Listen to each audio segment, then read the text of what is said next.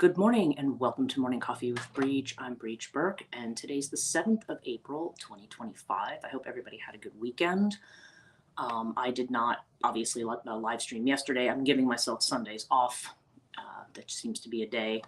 It's a day people don't want to get up that early and do stuff anyway. So I'm very kind of glad that I decided to take another day. And another gloomy day here in paradise. Although tomorrow's supposed to be sunny, but then cold. So we're going to have this kind of back and forth here. So in any case, yeah, this is Monday. I'm feeling, good morning, Joanne. Good to see you. I'm feeling significantly better today. Because, and Alex, good morning. Good to see you. Yeah, today I've been feeling significantly better than I have in the last couple of weeks. And Alistair, good morning and afternoon to you too. And what's interesting is, okay, so yesterday what I did was people know I had a really terrible Friday. I had a really miserable headache, which was a shame because I was looking forward to going into the city and meeting up with Susie, but that didn't happen. So I don't know. Over the weekend, I kind of had this inspiration, and I know Joanne had sent me something, which it's something I had been thinking about already as well. But it was, and Kathleen, good morning. And that was the idea of drinking mushroom coffee. Now, Rise, RYZE, is obviously like the top superfood brand that they recommend for that. But Rise is very, very expensive. And even with the little ad that she had sent me that it was like, oh, there's going to be a discount on it for the spring. The small print is that you are now signed up to spend $36 a month on coffee. And I'm like, I'm not spending $36 a month. I don't want to be on a plan. I want to buy it when I want it. You know, I don't want to be, and I realize they do that because maybe it's just supposed to guarantee them a certain amount or something. I don't know. It is much more expensive to buy if you buy it in a store or if you look on Amazon or something like that. So maybe that's just, oh, if it's cheaper because you're on a plan kind of thing. But I like to have an option. I don't want to have to do that. So you said you use Dose. Yeah, I picked up another brand, and I can't. And of course, people are going to ask me what it is, and I can't remember what it's called at this point. But I'd have to, if I really like it, I will get the name of it and I will let people know. But it was one I got that was $18, and it was 90 servings. And people will say, oh, yeah, but it doesn't have as many milligrams of this and this and this. So, I didn't know what to expect. I thought, all right, I'm just going to try it. And, or every day I dose, I should say. Oh, okay. Yeah, it's, well, it was funny because it arrived, I got it delivered to me yesterday afternoon. Paul Stamets also has a brand, not sure pricing, but no subscription. Yeah, there's a bunch of them out there, and they all, I've looked at the ratings and everything, and the ones that are really rated the highest, like Mudwater, I think is another one. But they're really, really expensive. It's like $50 for 30 servings. And it's like, everything is a subscription these days. Oh, tell me about it. Yeah, that's what Alistair's saying. Yeah, a lot of things, especially software, everything else. Everything's a freaking subscription. And yeah, I'm not, of course I have my own subscription service on Patreon, right? But yeah, I don't, buying everything. Yeah, well, everything. Yeah, you want to buy vitamins, you want to buy all that kind of stuff. It's all subscription. But I did learn something about myself through this. Okay, well, I tried the coffee. Anyway, this is where we're going with this. I tried the coffee. When I got it, I remember, and good morning, Sudha. Good to see you. I had this kind of, let me know what brand I'll try. Yeah, I had like a stomach ache. You know the stomach aches you get when you feel like you got pins and needles like in your stomach. And it was, it was just really, so I didn't feel that great when the coffee came in the post. And I had actually had a client that day, client who gave me his birthday present. She gave me a rudriated quartz, that she had shown me a couple of weeks ago. And, she sometimes will buy things and say, here, hold this for me and tell me what the energy's like. And so I was doing that for her. And I remember I had a really good energy off of this one, but and in my head, it was funny. I was thinking like, this is meant to be my ring. It was kind of weird. But then she came back 2 weeks later and she's like, as soon as I left your house, I was like, that ring really should be hers. So it was really funny. She had the same thought. I would never say something like that because it's not for me to say. But she came back and she ended up giving to me as like an early birthday gift. So I was like, oh, well, that was really sweet. But it's, yeah, I really like it. It's got a really good energy, which I feel like is good for some of the Venus retrograde stuff and things like that. Yeah, it's beautiful. Yeah, it is. It's really, I really love it. It's got these little, it's called Venus's hair because it has little gold streaks in it. So it's kind of interesting. But it's, yeah, so I had gotten that. She also gave me a little, like a little black sun, like a little Saturnian kind of, it was actually beautiful. It's very stylized as a necklace because she said, well, I'm not going to wear this. And it's interesting because now I have a turquoise sun and a black sun, and that's kind of, I mean, black sun, unfortunately, like a lot of Norse stuff, has a kind of a bad omen, or not a bad omen, but some bad associations with it that are not, you know, that people have co-opted a lot of that stuff for, you know, negative things. So I'm kind of like, I don't know about a black sun because, but it's also something that's very Saturnian. So I don't know. I haven't, it is beautiful, and I probably will wear it at some point. But I also have a turquoise sun, and there's a lot of mythology around the turquoise sun, especially with electric universe theory, which is, and for some reason now I have like this turquoise sun and this black sun. So I don't know what that means. But in any case, just kind of an interesting thing. But I drank the coffee. I thought, okay, my stomach's upset. I'm going to drink this coffee. Just not because I thought it was going to do anything. Just I thought, well, let me just try it and see if I even like it. And it was pretty good. I mean, clearly it's the mushrooms like that are powdered and mixed in with this kind of instant coffee type, you know, flavored coffee in the background. Well, not a flavored coffee, but it's just an instant coffee that has a decent flavor. And good morning, Kelsey. It's good to see you.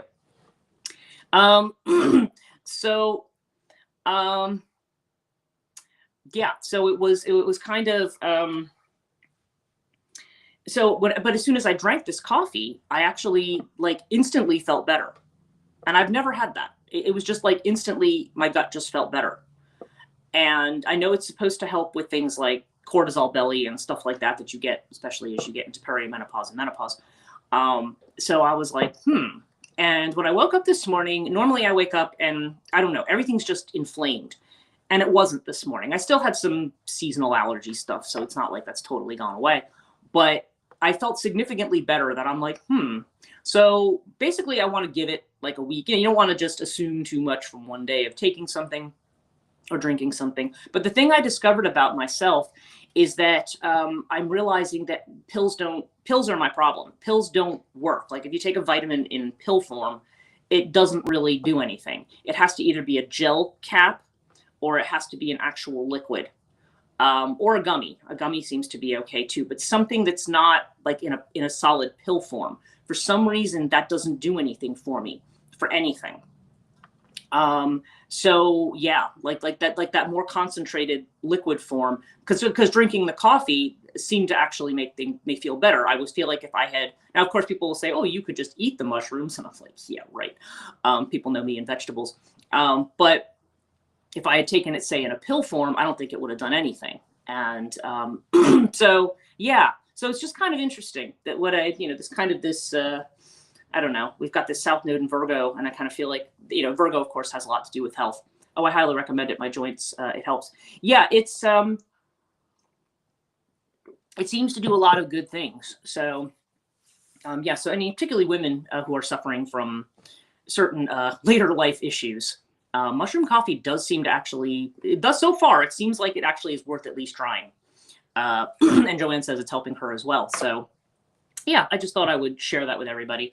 But yeah, it was a fairly quiet weekend. I only had one person for my astrology class, and that was Ellen. And so Ellen got like a personal one-to-one, and we kind of went over her chart and did a recreation of a chart she had done and all that kind of stuff. And so that was actually kind of nice. And I know some people emailed me and said, oh, we couldn't make it this week. And that's fine. At some point, you know, I'll consider rerunning it when it's convenient for people. But don't forget too, we have the dream workshop coming up this Saturday.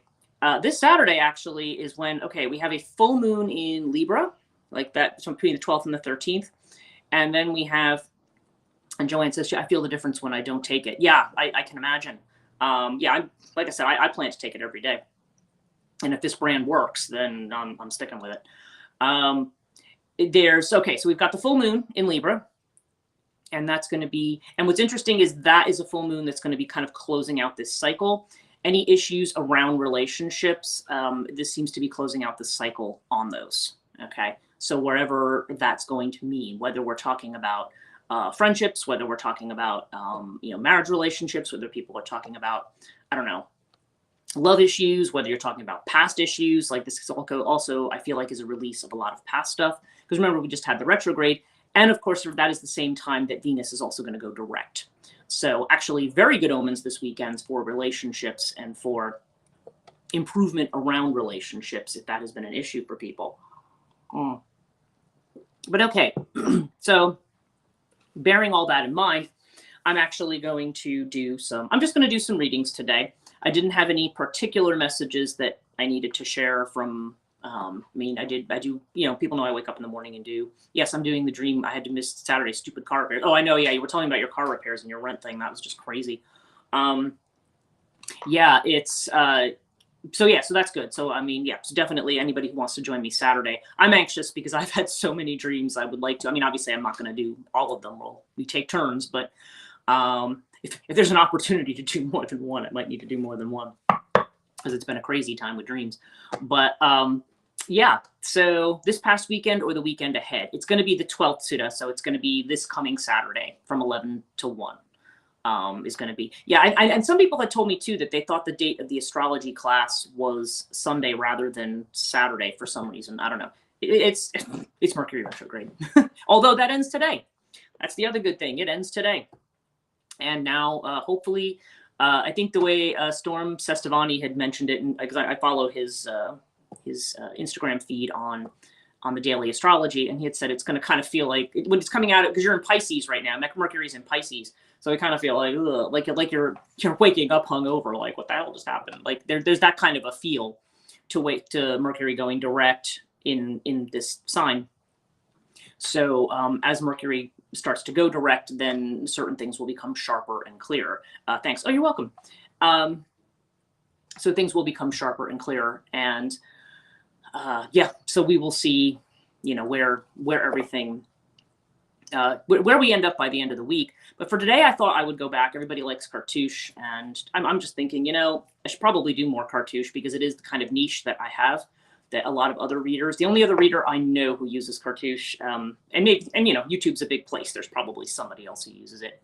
But I found myself thinking of Patricia Weston. She's the only other one I know who uses cartouche. In fact, I remember going for a reading.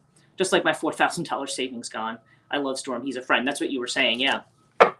Financially, it's a very interesting time right now. But so let's see. So let's do a 5-card with cartouche, because I feel like cartouche is the, like I said, it is one of the things that I do that other people don't do. And I might pull some tarot as well if we have time. In fact, I probably will. But I want to start with this because this is something, and honestly, and you're saying I love cartouche. Yeah, a lot of people do like this deck, and I don't know why. It's only 25 cards, so you would think that there's not as much that you can get out of it, right? That you think, oh, well, and to be fair, sometimes I do need tarot to kind of home in on certain things if I feel like somehow I'm not getting enough detail from cartouche. But the one thing I will say about cartouche, which I've been using since 1986, that's when I think I got my first cartouche deck. Yay, cartouche, yes. 86 or 87 is when I got this. Well, there's not this exact deck. This deck is like my 3rd or 4th one. And now it's very, very difficult to get them. They're very, very expensive. So, because they're out of print. But there is a site supposedly where you can print and laminate your own cards and stuff like that. And the book is hard to get too. My book is kind of, the binding's broken on it and stuff. I'm like, I'm never getting rid of this book because I won't be able to get it again. So, so I keep the cartouche book. So let's just see what we need to know right now. It's Mercury's going direct. So maybe we'll call this a Mercury direct reading. What people, what we more generally need to know, not me personally. And so what do we got for everybody in terms of Mercury direct? What do people need to know?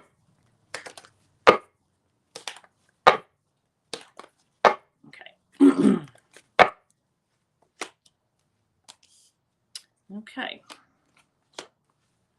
Oh, this is interesting. Okay, so Joanne says $200 on eBay. Yeah, cartouche does go for about $200. That's why if you have access to a laminator somewhere, you might actually be better off just printing off your own deck and cutting it up. Because I know, like kind of like what Melissa had done for me with that little mini Rider-Waite. She kind of got all the cards, she cut them, and then she kind of laminated them. So you could always do that, but because there is a site that makes it available. Because I don't know, it was put out by St. Martin's Press initially, and I don't know that they have. I don't even know that they're in the business of printing cards anymore. Sorry, and here I'm talking about no allergies, but I still have this little tickle. But of course, it is the height of pollen season right now. Okay, so let's start with our first card here, and that is Lotus. And I know this is the favorite card of a number of you on here. Lotus is the, okay, so this has to do with anxiety. When Lotus shows up in the first position, it's things that have been stressing us out. Things that we need to find calm, where we need to find peace.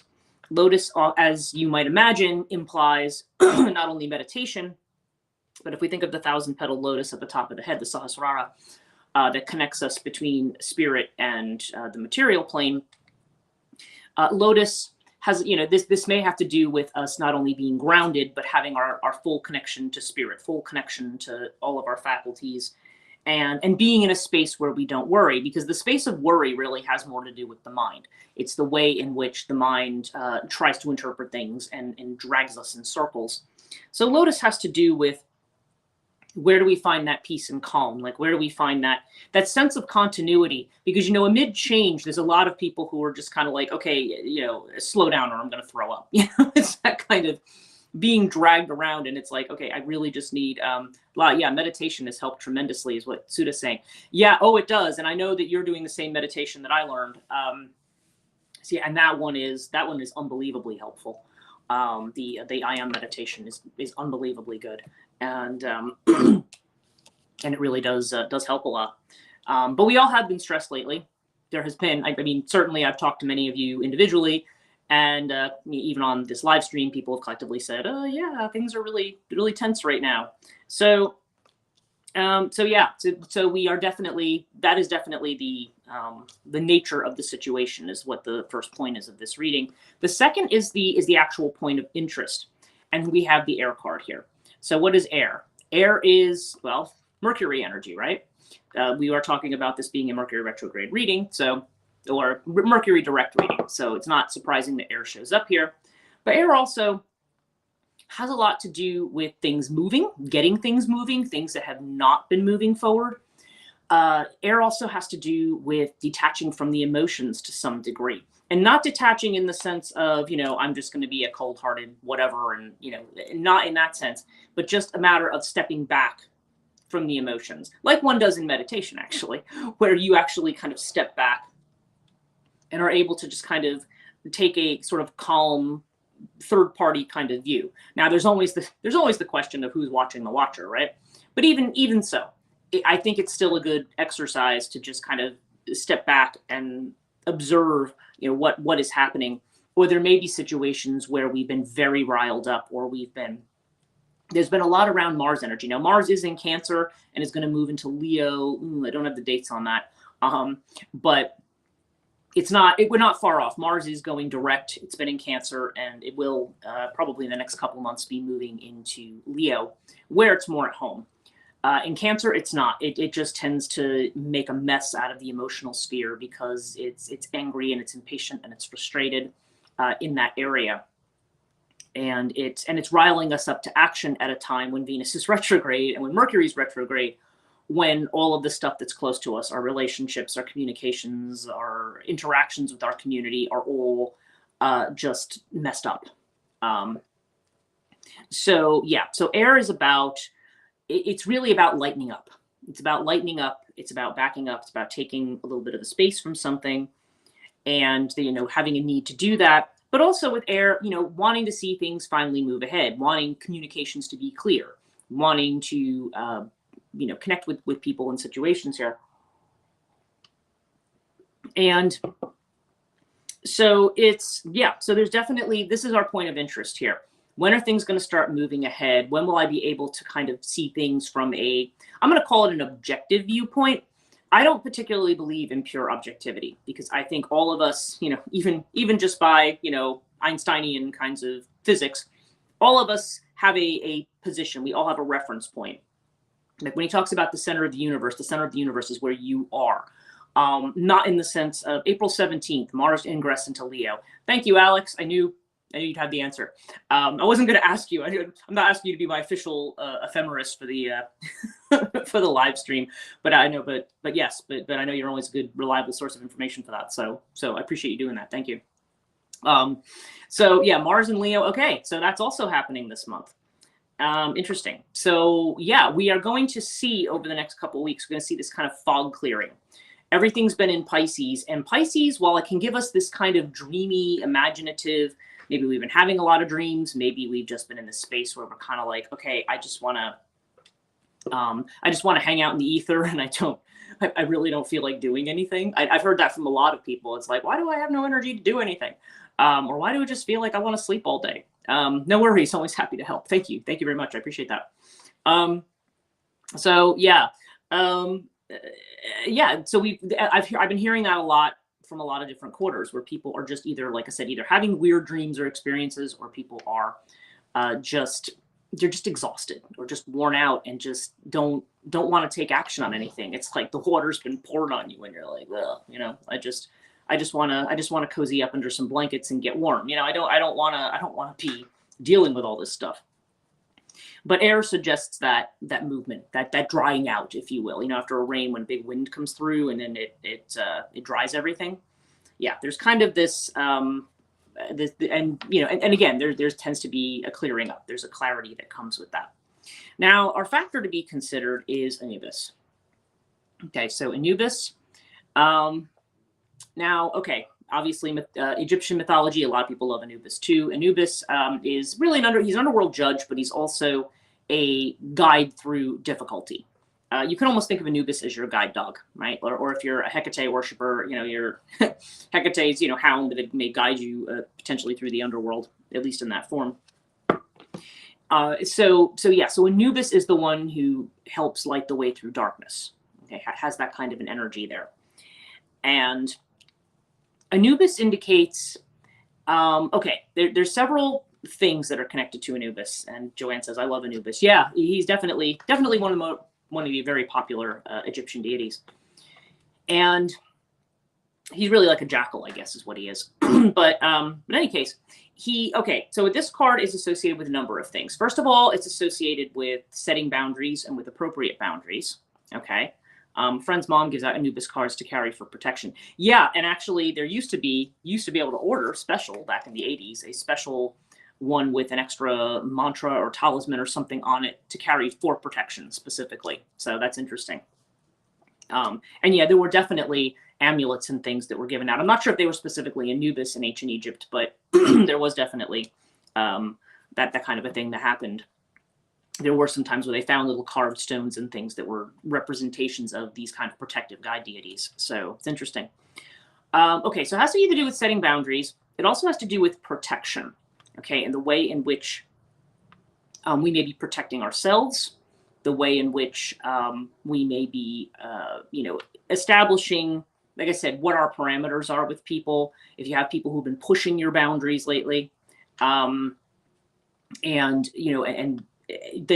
Anubis is kind of like, doing it, but not doing it in a crappy way, like doing it in a nice way, not like you go F off. I mean, it's more like, like Anubis, it always seems to involve a sense of humor, like doing it with just kind of like it's like, yeah, okay, like just kind of in a very nice, diplomatic, kind of more of a negotiating kind of an energy rather than an energy of just, coldly cutting somebody off.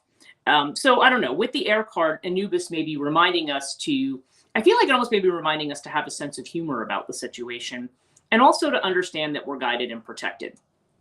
Okay, so I feel like, and that we also have a right to our boundaries. Yes, this is a time of relationship and reaching out, but people don't have a right to abuse you. People don't have a right to, decide what the parameters are going to be. Like if you have encounters with people who are just, I'm demanding that, you drop everything and do what I want right now. No, nobody has a right to demand that of you. I mean, I suppose if you're dealing with a toddler, but if you're dealing with an adult, maybe even a toddler, I don't know. I've never had kids, so I'm not going to even comment on that. But it would be a behavior you would expect from a toddler. When you see adults behaving that way, or people who just feel sort of entitled to your time and space in a way that is, that is intrusive or that is draining, you have a right to say no. Sorry. I mean, you don't have to do it in a mean way, but just like, okay, sorry, no. But Anubis, and the word absurdity is coming into my head, and okay. So I'm just going to, I know I've told this story, and I'm going to try to keep this really short because I don't want to keep telling repeat stories. But I can tell you there was a time, and it's funny, I was just talking to somebody about 1999 the other day. We had talked about that, Anubis with humor and diplomacy. Yeah, well, certainly in this deck he does. And if you think about Anubis as kind of being one of those who works with judgment in the underworld, a lot of judgment in Egyptian myth does have a lot to do with how you negotiate something or how well you recite the formulas. So I don't know. But certainly within Cartouche, that is one of the meanings of this card. And okay, so the word absurdity is coming into my head. So I'll just tell this story really quick. Back in 1999, it was April of 1999, actually. So yeah, how many years ago is that? To do the math there, I guess 26 years ago now.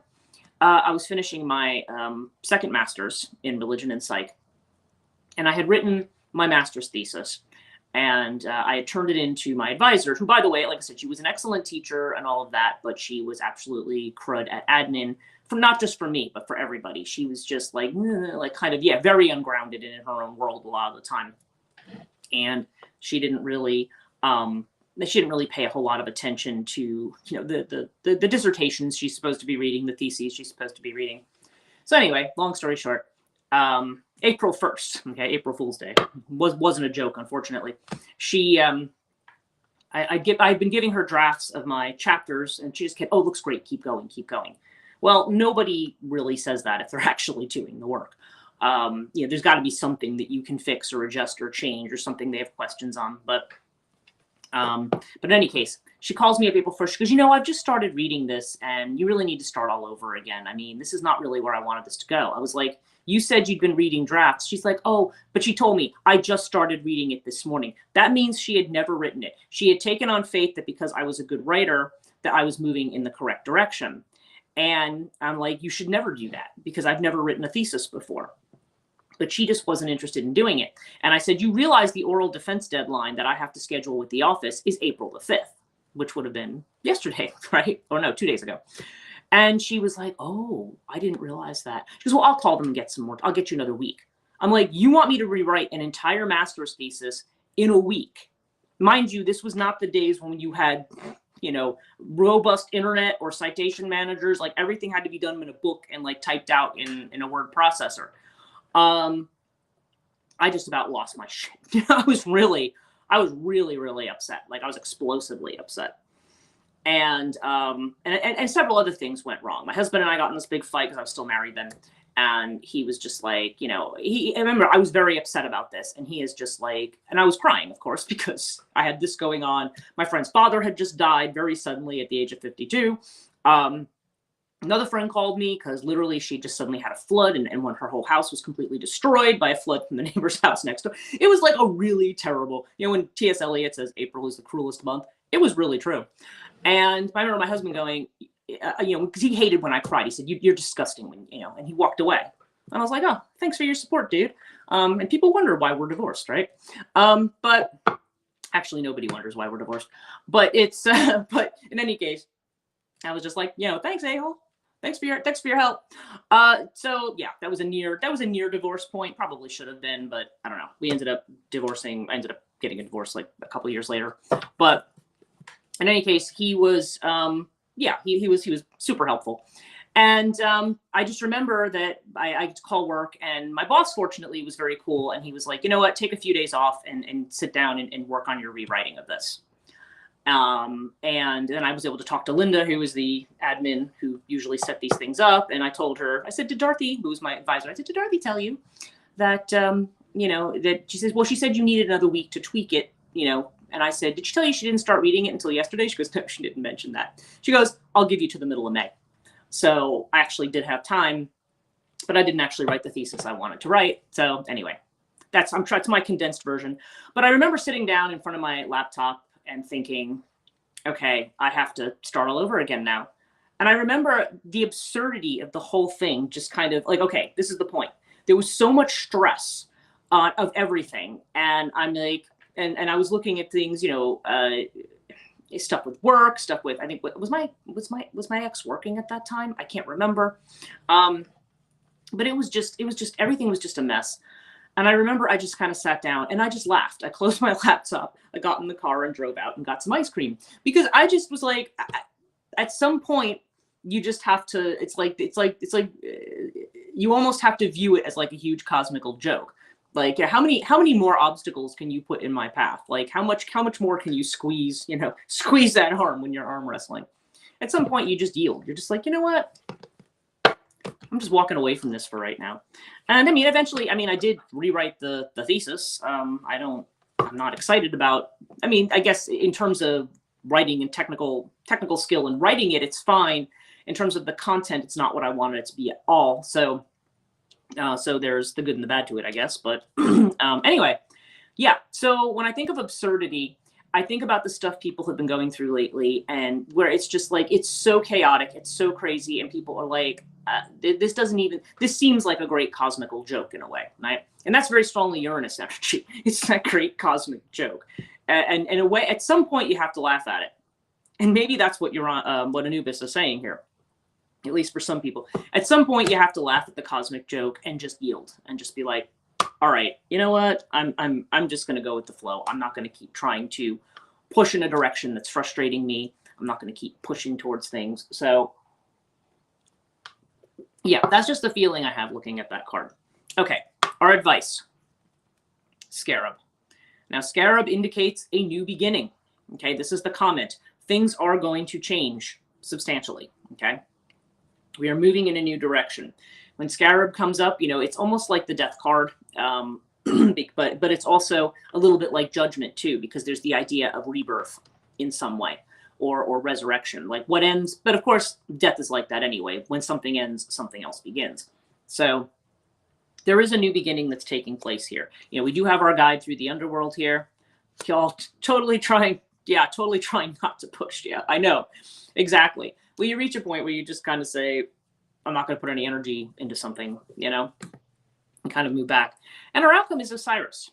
Now, okay, Osiris is the card of, Osiris, okay, speaking of the underworld, is the king of the underworld, and was the pharaoh, of course, who gets in the battle with his brother Seth, and when Seth, gives him the tricks him into getting into the sarcophagus, and then seals it up and throws it downriver, and then Isis is going around trying to find him, very similar to the Demeter and Persephone myth. But we do need to remember Osiris is king of the underworld. Now, I always say that this card has to do with emperor energy, and it's usually associated with Sagittarius, but I also associate it with Aries to some degree, in the sense that Osiris is supposed to be the leader, the one who is the wise leader, the one who has good judgment, the one who has clarity. So, okay, so on the one hand, I would say that Scarab plus Osiris means we are moving into a space where we are going to be able to take action. Maybe there's an energy of the magician to it as well, like this energy of, now with Mercury direct, and of course, magician is a Mercury card. It's like, okay, you can move now. You can feel solid. You can feel more secure. You can make plans that are sound. The judgment, your judgment will be sound. So it's like we're moving out of this nebulous space that Anubis has been trying to guide us through, to a certain degree, with a sense of humor, or not, depending on what you're going through. But the idea of, this idea of the cosmical joke. I was also thinking of Teresa of Avila, where there was a episode in her life where she was summoned to some rich person's house. She was very, very sick, but she was summoned anyway. And in medieval times, if your patrons summon you, you have to go. And so they were driving along in this miserable weather in this like donkey cart, and then the cart broke, and all this terrible stuff happened. So she got very frustrated, and she went and sat under a tree to meditate because she had a very close connection with the divine, and prays to God and wants to know why all this is happening. And God responded to her that it was an act of friendship. And she responded with, well, no wonder you don't have any friends. I mean, it was just, it's this idea that we are not, it's almost like we're being pushed to a certain limit, maybe to see sometimes the absurdity either of our actions or perhaps of other actions. There's an absurdity there that we are being asked to confront. And certainly in the collective, there has been a tremendous amount of absurdity. Whenever you have chaos and upset, you have to remember that the trickster energy is not, we talk about it as devil energy, but it's really, the trickster energy is also about, it's the energy of like the clown or the jester. It's like the one who's supposed to be trying to make you laugh or see the humor in something. So I think that's kind of interesting take that we have. So it's almost like, try to either see the humor or see the point in what's going on. It may not be clear at the moment because we are not, we're still, Mercury's just gone direct. We still are like in that waking up. And Alex says, haha, this feels so appropriate. Yeah, this is it. I mean, when we laugh at something, okay, I think too, it's important to note that when you're laughing at something, doesn't mean I don't take it seriously in the sense of I'm dismissing it. Okay. It's not like you're being dismissive of someone's feelings or of the consequences of something, but you're recognizing the fact that something overwhelming is going on. And at some point when you look at it, when you look at the seriousness of it, it's like, you just kind of have to laugh. I did a podcast on the goddess Eris, which apparently got shared to a lot of Discordian pages, which I think was pretty cool. But that was it. The whole curse of Greyface, everything is deadly serious. And, and the person jumping up and down and gobbling, waving their arms and gobbling like a turkey, to break the curse of Greyface. Right. And it's this idea that, I don't know, by just doing something kind of non-serious outside of a routine, or at least just not doing anything silly necessarily, but just not taking things so seriously, just kind of like, okay, this is going on. And, somehow it will get resolved. I also feel like that's always the lesson of the guru too. Whenever I used to work on those programs, we would have a plan for everything we had to do because everything had to be orchestrated. We used to run the flower shop. So you had to go in the city, you had to pick up the flowers, you had to bring them, you had to go here. There was a whole set of steps. Yep. How you deal with that. I have a morbid sense of humor. Yeah, I do too. And literally, like when my friend Martha and I would be doing these, we were like, everything would go wrong, and we would be getting so frustrated. In the end, everything worked out exactly the way it was supposed to, just not in the way that we wanted to. And this happened every time. And she said to me, yeah, that's a test of the AMA broadcasting system. It's like the idea that, what the guru is trying to teach you is let go of control. You have a plan. Okay. God laughs at your plan. and I don't know, maybe that's what it's been trying to teach us about going with the flow, So let's see what our regular Osho Zen deck says today. And what we've got. So what do we have for this? Okay. This one's come up a couple of times. All right. Yeah, my humor gets extra dark. Oh yeah, that's why. Well, that's why I'm a fan of Edward Gorey and some of those other ones. It's just it's really bizarre humor, but it's some of it's just really, yeah. I think sometimes you have to have a sense of humor about those things as well. Okay, so our central card is our Three of Cups, celebration, right? Speaking of not taking things seriously, right? Dancing in the rain. And the inner feeling of which we are unaware. Okay, this is this hermit energy. Now, the aloneness card, okay, on the one hand, it's about being a light unto ourselves, right? Not letting the external world drive who we are and where we're going. But there's also a seriousness to this energy as well. Like internally, The Hermit is Virgo energy, which is actually Mercury as well. But it's almost like this Virgo energy can be very, very perfectionist, as we've known. It can be a worrying energy. Yeah, Three of Cups. Yeah, and so maybe we've been feeling alone. Maybe we've been feeling like we just want everybody to go away. And our friend the Hermit, yes. We may just feel like we want everybody to go away so we can hear ourselves think, which is totally understandable. But the external feeling of which we are aware, and it's interesting. This is okay. This is card 19. We have 9 and 19, which is interesting. And this is the Sun card. Okay, so this is the card of innocence. So this gets back to what I'm saying about humor and not taking things very seriously, right? The Sun, though, also we have to remember is a card of the Sun shining and showing us, bringing clarity to a situation, right? Something that we've not been able to see that's been under the clouds, it will become visible. Now, Joanne says, I like the Hermit. I've had my fill of people lately, meaning the collective, not my tribe. Yeah, no, well, yeah, collectively things are rather insane right now. So it's, but there seems like there's going to be a clarity. And again, there's this sense of innocence of seeing, when we see what's real and what's not real, I think there will be a sense of, I don't know, there may be a sense of urgency or anxiety or worry that might be allayed by that. Don't go away mad. Don't just go away. Wasn't that a song? Probably. I can't quite remember right now, but that might be the thing. So yeah, so we're flanked here by major arcana.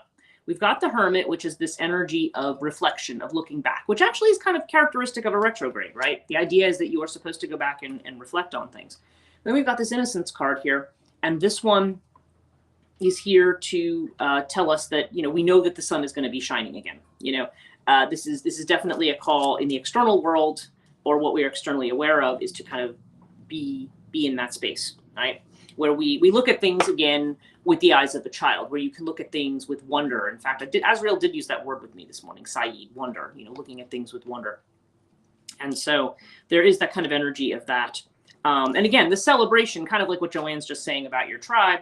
I mean, yeah, this is about being in the space where we celebrate with those who are our tribe, right? And I mean, ideally, it would be celebrating with everybody, but certainly, at the very least, our tribe, or at least just simply saying, okay, like it's raining out right now, and I'm like, yeah, instead of me being like, oh crud, I gotta drive to school today with this, instead it could be kind of like, yeah, just, you know, just let your hair down and dance in the rain, right? And here's our advice card, and we've gotten this a couple days in a row now, and that is the Chariot again. No, so okay, and this is the awareness card. As we see again, this reflection period may be allowing us to be more aware not only of ourselves, but of our connections to other people, who other people really are, but also who we really are. And whenever you see this card, there's definitely a sense of, when you come into awareness of who you really are, that's like your Osiris point. You know, that's that point of where you are the leader, you are in command, you know who you are and what you are able to do. Could it be we were looking back at our innocence and longing for it again? It could be, but I think that's more of a Six of Cups energy. I feel like with this, it's more, because these are majors especially, it's telling us that, I mean, yeah, there could be a period. I do feel like a lot of people were kind of had this nostalgic energy going on, but then now we are moving towards clarity.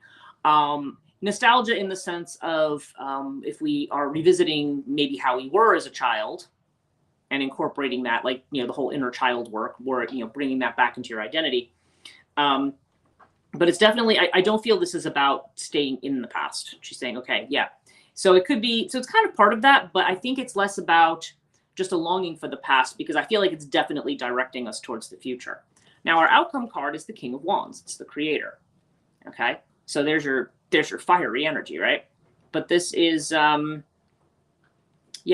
but the creator card is what, that's being on fire, right? I mean, that's the energy of, the king is the culmination of the suit. And that is the energy where we have gone through all of the trials and travails and burdens of the wand suit.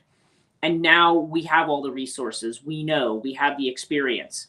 And now we can move forward confidently with our plans. We can move forward confidently in creating our life. Like, I wish I savored those times more, is what Joanne's saying. Yeah, I think we all kind of feel that way, like over times of life experience. But the question then becomes, well, okay, it was kind of like I was told once by my teacher, who was a therapist. She said, if you were happy once, you can be happy again. So you might want to have that kind of recollection in terms of that. If you feel your life has been less than happy, then it's kind of like, okay, let's find out those times. And even if you didn't savor them at that time, there's no reason why you can't savor life now. We have a lot of things going on, but again, it's about finding that internal light. It's about finding that internal light. So you've got the hermit that shows the guy who's a light unto himself, and then you have the sun, which is that light extending out to other people, right? So yeah, so interesting reading, but definitely good, because I think it's definitely promising clarity after a rather murky retrograde that I don't know anybody. I've seen status updates everywhere like, oh my God, but again, it was a double retrograde. And then this weekend coming up, we're going to have Venus going direct as well. So we are slowly moving out of this period, and we will be slowly moving into a period of clarity, where we will be able to move and be able to act with the correct information. And again, I think it's advising us to act with awareness. And Mango, which I've felt those feelings a lot lately. I've been using that awareness to try and appreciate right now, since I'm sure in a few years I'll look back and miss something I'm currently experiencing. Well, that's always the thing too, to kind of like, yeah, a lot of times we don't live in the moment. We're always kind of waiting for the next moment, right? And it's kind of saying, well, why wait for the next moment? You have it right now. And yeah, I mean, really, when you look around the world, there's always bad stuff going on. So, the best thing that you can do, the way you can be the freest, is to just say, well, I'm not going to let that dim my light, or I'm not going to let that change who I am. So, yes, thank you. This was really helpful. Great day, all. You are welcome. And yeah, okay. Thank you guys so much for joining me. I'm glad that this reading was helpful today. I'll be back on tomorrow.